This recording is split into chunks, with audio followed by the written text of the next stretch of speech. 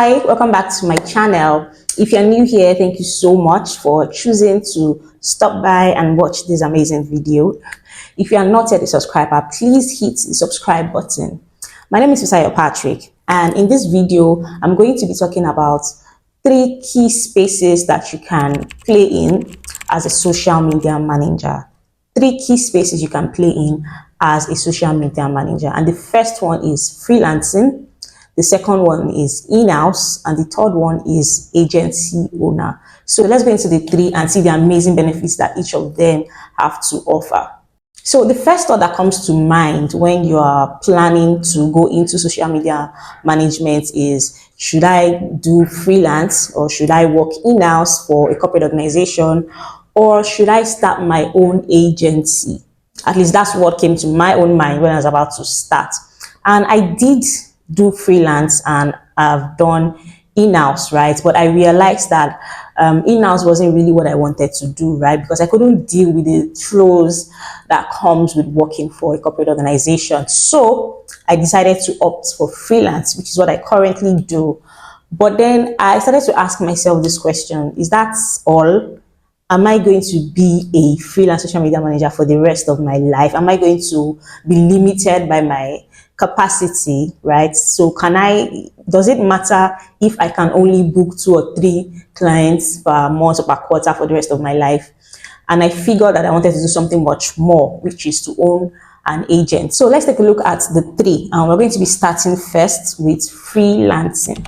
A freelance social media manager is someone who manages social media platforms for individuals, clients, or brands on a contract of project basis. As a freelance social media manager, you'll often work with multiple clients, offering flexible services that is tailored to each client's needs. Depending on the agreements you have with those clients, your responsibilities as a freelancer would include managing social media pages, creating content, engaging with followers, analyzing their social media performance, developing strategies to grow that brand's online presence, creating a community for the brand, engaging with that community, and so on. There are so many pros of working as a freelance social media manager. So the first one is you will enjoy a lot of flexibility.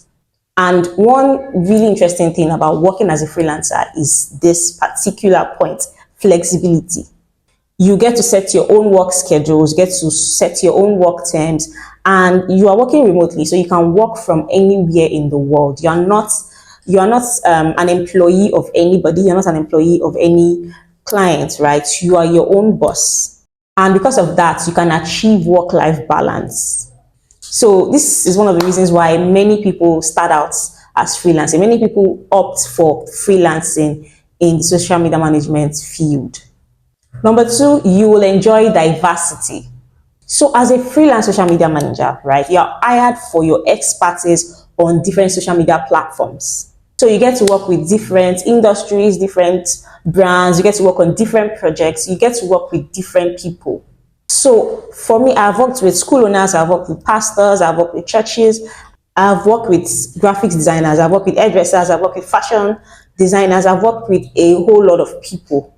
And this has given me a lot of insights into many of these fields. So when you work freelance, you get to work with people across diverse industries, people across different fields, different kind of people. You meet a lot of amazing clients. Number 3 is you have control over your earnings as a freelancer. You can decide on the price you want to charge when you're negotiating with the prospect, and it pays to have a rate card, right? Always have a rate card, have packages that you offer clients on different levels. And you can take on many clients, as many as you can handle. Gives you potential for higher earnings, right? As compared to having a fixed salary. And really, there's one great thing that I love about freelancing is the fact that you get to set your own rates. And the 4th thing is you have creative freedom. I remember when I worked as an in-house social media manager, I was limited to the house styles. But in freelancing, that doesn't happen, right? Sometimes when you're working with a brand, you get to set the work style yourself, you get to set the house style, you get to set the brand voice, brand tone, you set all of those things. And really being compared to work with a a set down role as a social media manager, it sort of stifles your creativity. But if you are freelancing, you don't experience that. You have the freedom to choose your approach and choose your methods to social media management. So now, what are the cons of working in freelance? Number one, you may not experience stability. So unlike a full-time role, freelance job is usually project-based or short-term, meaning that your workload and your earnings can fluctuate from month to month. So freelancers often need to manage varying client expectations, tight deadlines, and last minute requests, and that sometimes creates a lot of stress and uncertainty. Building a reliable client base takes time, right? And even then, there's always a possibility of losing a major client, and this can impact your overall sense of stability. Number two is you cannot have deep knowledge about certain things. So remember that I mentioned in one of the pros that I get to learn about diverse industries. But the thing is, once the contract with that client ends, I pack all the learning materials that I have on that industry and I move on. For instance, I don't have a fashion designer as a client anymore. So I'm not learning anything about fashion design or how to create content around that niche. So it feels like I jumped from one field to another without having an in-depth knowledge of that field. If you're working in freelancing, you'll experience this too, because what's the point of continuing to learn about an industry where you don't have any use for it, right? So it sometimes means that you won't have an in-depth knowledge about certain fields. Number three is inconsistent income. So I don't know if many freelancers talk about this, but the truth is, if you're working in freelancing, your income cannot be consistent, right? You cannot rely that every month you always get a paycheck. So you might have contracts that span for 3 months, you can have contracts that span for 6 months.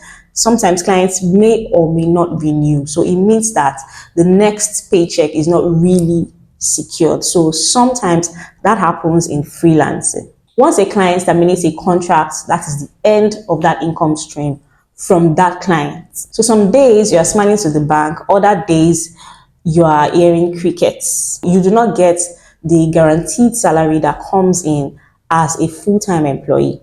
So also, unless you arrange for them independently, you don't get benefits that social media managers in corporate organizations get. So you don't get health benefits, you don't get 13th month, you don't get paid leave, insurance package and all those things. That's why I said unless you arrange for them independently. So, and the income is not consistent, right? But you also need to cover your own expenses, like software tools, like internet, adverts, and so many things. And finally, on the con for freelance social media manager is you may battle with self-discipline. If you're a freelancer, it takes self-discipline and self-motivation to get up from the bed and do something every day. So if you're someone that is not driven, if you're not self-motivated, you have challenges with working as a freelancer. So let's talk about in-house. As an in-house social media manager, you are employed full-time by a company to manage its social media presence. So unlike freelancers who work with multiple clients, an in-house social media manager focuses solely on the brand's online presence. And you are overseeing the planning, execution, and the analysis of the social media strategies. And you are creating content, you are engaging with followers, you are monitoring online conversations, and you're reporting on performance metrics. You'll also be collaborating with other departments in that organization. So you'll be collaborating with marketing, sales, PR, HR, and so on. So let's talk about the pros of working in-house as a social media manager. Number one is collaboration opportunities. So I mentioned earlier that you'll be collaborating with other departments in the organization, and it's a really nice advantage for you as an in-house. So you will often collaborate closely with these other departments, and therefore you get opportunities to develop different marketing skills or participate in cross-functional projects, and this broadens your expertise, broadens your skill, your knowledge as a social media manager. This also ensures that your social media management strategies are well integrated with broader company initiatives and they deliver better results. Because the thing is, you won't be working alone, right? It means that you won't be racking your head as much. You will get to collaborate with other people who are bringing different skills, expertise, experience, and ideas into the work. And you get to have a more intimate understanding of the organization's mission, vision, goals, and values, allowing you to create content that aligns perfectly with their brand voice on social media. Number two is consistent brand voice. So because you have an intimate understanding of the brand's goals, values, and mission, you can create content that resonates with their audience and content that helps them to, that drives home their objectives. So one thing that really irks me about being a freelance social media manager is that, so you develop the brand voice for the clients, right? Because sometimes clients don't even know their brand voice. And some of them that do, their brand voice, their tone of voice has been diluted over time because different people come in to do manage their pages. So it's another it's a lot of work for you to do as a freelancer. But when you work in-house, especially for a company that takes its online presence seriously, you don't really have to worry about that. Number three is unlimited access to resources. So if you work in-house, the brand that you're working with will have everything provided. All the things that you need will be provided for you. So most times when you're working freelance, you're working with brands that have limited resources. So you can't really express your creative ideas, but it's not that way in-house, right? And in an ideal situation, an organization that you work for will have a lot of resources available to, accomplish their goals for social media. The fourth one is job stability, job and income stability. So in-house roles provide more stability and more benefits, right? Like health benefits, paid time, paid leave, and all those things we mentioned earlier, compared to a freelance gig. They also benefit from a steady salary, good benefits, and a clearer career path in that organization. And they have the advantage of a deep understanding of the brand and its audience because it is already spelled out, which allows for more cohesive long-term strategy execution. Now, what are the cons? Number one, heavier workload. So since you're working in-house, there'll be a lot of pressure to deliver measurable results. And sometimes this comes with unrealistic timelines. And it creates a really stressful work environment for you. Number two, you have less creative freedom. As an in-house, you would most likely be required to stick with the brand's vision and guidelines, and this can limit your creative freedom. When I used to work in-house, I had that issue. So you could not change the templates that's already provided. You could not change the fonts. You could not go outside. You could not get creative or proactive. You had to always stick with what was on ground, and it was limiting. You may also be required to get approvals from multiple stakeholders in the company. And this would definitely slow down your speed. It will definitely slow down your creative process. Number three, potential for stagnation. So if the company's goals remain the same, the in-house social media management role may lack good opportunities because where are you going to? And this will limit your creative and professional development over time. Finally is agency owner, which is where a lot of freelancers strive to get to, and a lot of in-house social media managers also eye this possibility. So as an agency owner, instead of working with multiple, two or three brands in freelancing or working with just one brand in-house, you build a team that works with many clients. You operate a business that manages social media accounts for multiple clients across multiple industries. So your role will involve leading a team of social media managers. You can also get graphics designers, content creators, different kind of creative people in your team, in your agency.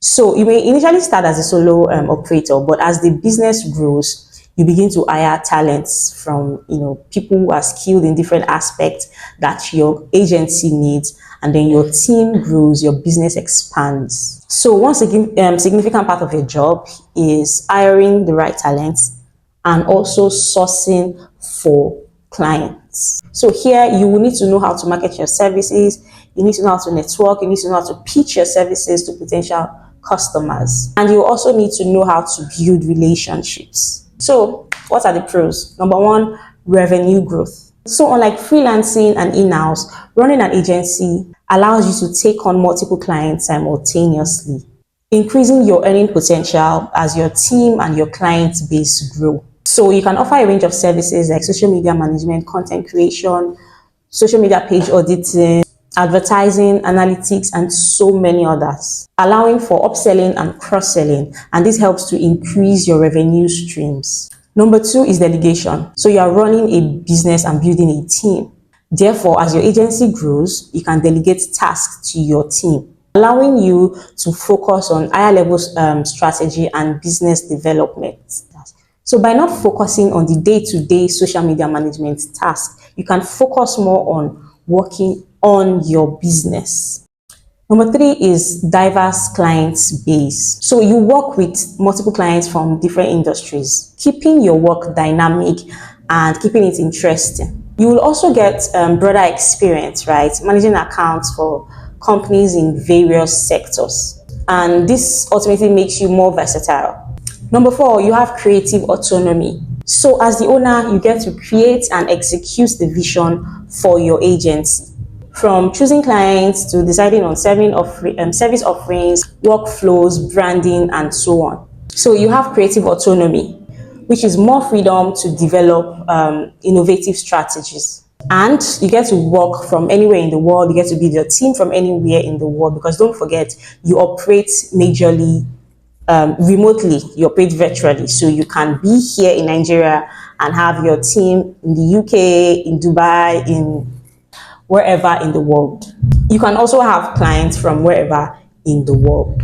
So what are the cons? Number one is client acquisition challenges. Don't forget that the social media management field is very, very saturated, and it will take a while for you to get a client, right? It will take a while for you to build the business to the point where you build trust, and then clients will come running to you. Another con is scaling difficulties. Hiring and managing a team can be really challenging. Finding the right talent, delegating tasks, and maintaining quality across all projects require strong leadership and strong management skills.